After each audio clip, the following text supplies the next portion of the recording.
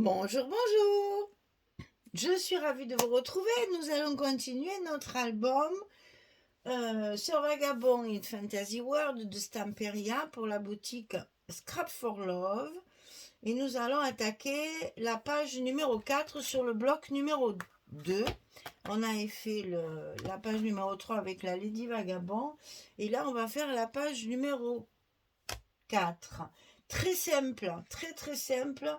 On va jouer en fait sur la décoration parce que j'ai beaucoup déjà de petites chutes comme ça. Donc j'ai fait des cartes pour pouvoir les éliminer. Et là c'est pareil, j'ai utilisé aussi parce que je veux pas que les chutes s'entassent comme ça. Après on ne sait plus comment les utiliser. Donc j'ai utilisé pas mal de chutes pour terminer cette page-là. Je l'ai voulu simple, mais avec une petite astuce, vous allez voir. Et on va jouer après sur la décoration ultérieurement. Alors, on a simplement petite chose à découper. On a deux fois des cascades. Donc 18,5 sur 11. On plie à 16 et demi du côté 18,5. Ça, c'est récurrent, on va dire, je le fais très souvent. Donc 18,5, 11, on plie à 16 et demi du côté 18,5, deux fois. Et on a deux cartes 11-16 à découper. C'est tout. Tout va être dans l'agencement. Alors on va coller nos petites cascades ici au milieu de notre bloc, de notre page, en bas et en haut. Et là, j'ai les aimants dessous qui m'entraînent ma page, puisque là, il y en a de fermeture. Donc, comme ceci, il y en a un qui va s'ouvrir sur le bas et un qui va s'ouvrir sur le haut. Donc, on fait des petits repères pour être sûr de le mettre bien au milieu. C'est important parce que ça va nous tenir les cartes qui sont dans la pochette dessous. Ah ben, nous voilà bien, je n'arrive pas à enlever mon scotch. C'est comme il se chevauche un petit peu. Il est récalcitrant. Voilà. Alors, ici, on colle sur nos repères. Ah, puis j'ai mes aimants qui sont entraînés. Sur mon repère en bas du bloc. Ici. Et on va faire pareil avec celui du haut. Et nos deux petites cascades seront collées à leur place. Et on va jouer avec le papier de fond pour faire une petite pochette discrète. Et bien. Allez, ça c'est fait. On le met en place. On collera nos aimants à la fin quand on aura mis tout le dessous pour l'épaisseur. Et c'est celle d'en bas qui vient par-dessus. Celle d'en bas qui couvre le dessus. Alors, à l'intérieur, j'ai utilisé cette feuille-là.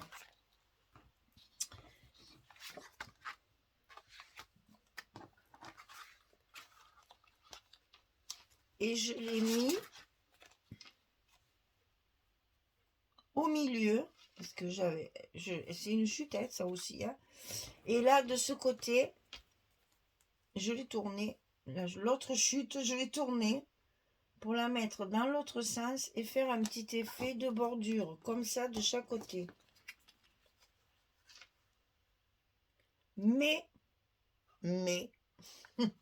ce côté-là, à gauche, je ne le colle que sur 3 côtés. Ça va me faire une toute petite pochette pour y glisser, coincer mes cartes photos. Alors, je vais commencer par ça, puisque c'est ce qui va déterminer l'emplacement du reste. Eh ben, j'ai un chat ce matin à la gorge. C'est vrai que moi, je travaille toujours très tôt. Et ma voix n'a pas encore fonctionné. Alors, c'est vrai que mes cordes vocales ne sont pas chaudes encore.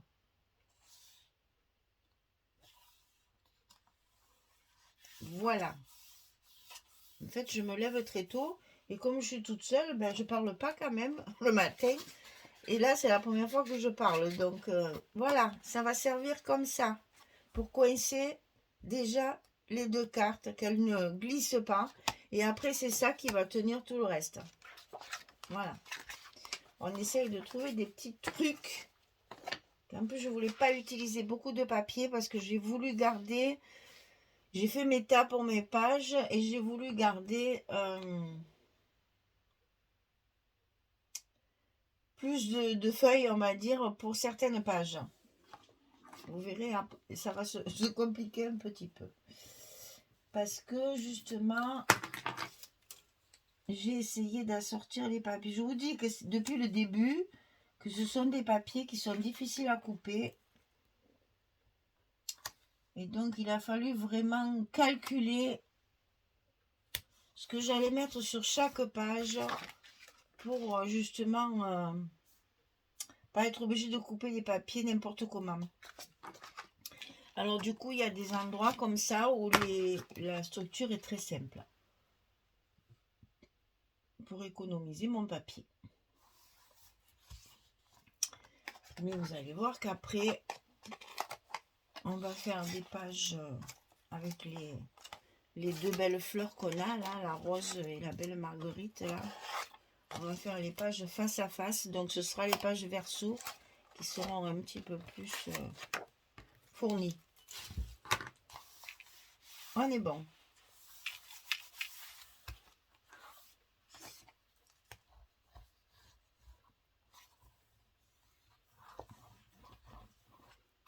Alors évidemment, là et là, vous l'avez compris, mes aimants, mes aimants, mes aimants, mes aimants, ne les oublions pas. Donc ça, on ne colle pas. Je vais coller celle-ci. Là, je le fais parce que la vidéo sera pas très longue. Donc là, je colle tout comme ça. On n'aura pas à y revenir. Là, faut pas coller. Hein? Faut pas coller, Michel. Voilà, et après, ça déforme tout, là, de...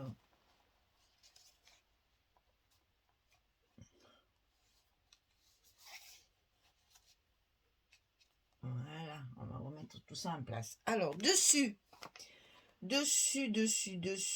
j'ai donc... C'est la chute de la page précédente où il y a tous les engrenages. Donc ici, je mets le morceau à l'entier. Et ici, je mettrai, parce qu'il faut mettre les aimants, le morceau qui me reste et un petit bout encore ici de ça. Et voilà ce que ça va donner une fois fermé. Donc ça, je peux le coller. Je le mets. Le reste, on attendra de mettre nos aimants. On va faire les cartes avant. En plus, ça, c'est bien parce que c'est le genre de papier qui n'a pas vraiment de sens. Donc, on peut jouer sur les verticaux, horizontaux. C'est pas gênant. Donc, ça, on enlève. Et on va faire nos cartes. Alors, nos cartes. Évidemment, toujours mon papier uni iguana. Vous pouvez utiliser aussi le clé. Si vous avez du clé, c'est pareil. C'est très très bien pour le Stamperia. Moi, j'en avais plus. Donc, j'utilise l'iguana parce que l'iguana, j'en ai une réserve pas possible. Parce que dès qu'il y en a sur la boutique Scrap for Love, j'en achète un paquet. Alors, du coup, j'en ai plein. Alors que je n'ai plus de clé. Alors ici, que des chutes. On n'a que des morceaux. Alors ça, vraiment, je vous invite à le faire. Bien sûr, on peut le faire, on l'a déjà fait. Hein. Vous pouvez les mettre aussi comme ça, c'est très joli aussi. Hein. Les cartes faites en diagonale comme ça, moi j'adore. Mais bon, c'est pas toujours possible puisque on n'a souvent pas assez de papier quand même. Il faut quand même pas mal de papier pour faire les diagonales.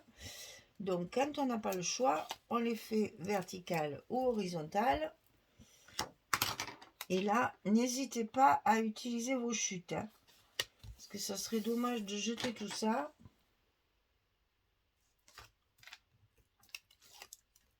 Moi, je déteste jeter les papiers qui me restent.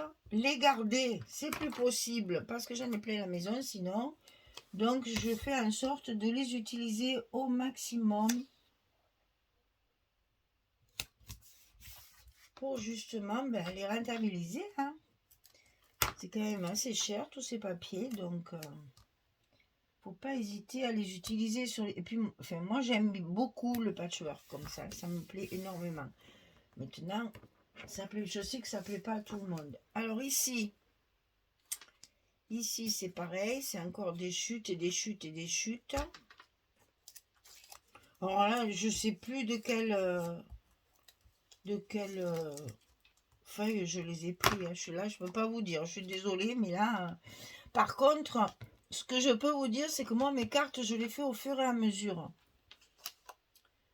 Donc, si j'ai utilisé sur cette page ces chutes-là, c'est que je les ai déjà. On est à la page numéro 4.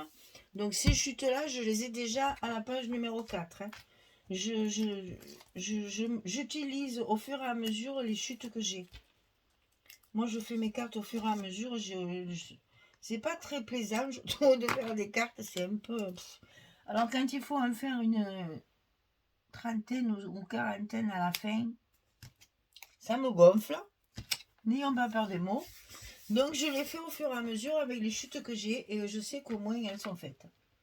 J'y reviens pas. Le seul truc que je vais revenir, c'est pour mettre quelque chose là. Parce que là... je suis tellement habituée à mettre des tampons, des machines, des trucs, des choses que voilà, peut-être je ferai du pochoir aussi. Parce que ça, j'avais bien aimé la dernière fois faire du pochoir. Donc ici, on va pouvoir glisser nos cartes pour les coincer. Parce qu'en général, quand on met deux cartes comme ça dans une pochette verticale, elles glissent. Et elles viennent l'une contre l'autre en bas, comme ça. Là. Ça m'agace, parce que moi, je veux qu'elles restent en place. Donc, j'ai fait la petite pochette comme ça. Elles sont coincées, elles ne bougent plus. Alors, c'est l'heure des aimants. Hein. Donc, on va mettre nos aimants. Et je ne les ai pas oubliés. Là, j'avoue, je suis fière de moi, parce que c'est en général dans ces moments-là que je les oublie. Quand on fait beaucoup de manipulations comme ça, on se rend compte, ah ben mince, voilà. Donc là, je suis contente de ne pas les avoir. Alors, les goussets, les machins, les trucs. Faut penser à tout. Hop, j'y suis. Et comme ça, on va pouvoir... Évidemment, si j'appuie pas où il faut, ça risque pas de coller.